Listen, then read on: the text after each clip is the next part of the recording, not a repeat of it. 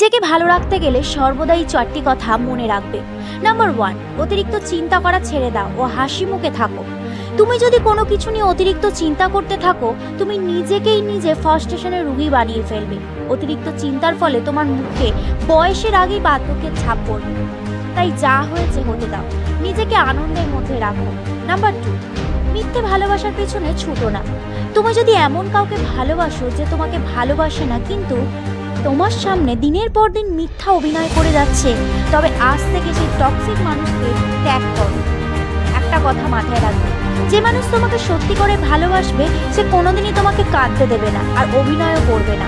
Number 3, যা কিছু হোক না কেন তুমি নিজেকে এটা বলতে শেখাও যে কিছুই হয়নি, সব কিছুই ঠিক আছে। তুমি যদি নিজেকে বিশ্বাস করাতে পারো যা হয়েছে ভালোর জন্যই হয়েছে, তুমি এখান থেকেই নিজেকে পরিবর্তন করে নিতে পারবে, তাহলে তুমি নিজে জেনে রাখো তুমি মনের দিক দিয়ে একজন শক্তিশালী মানুষ।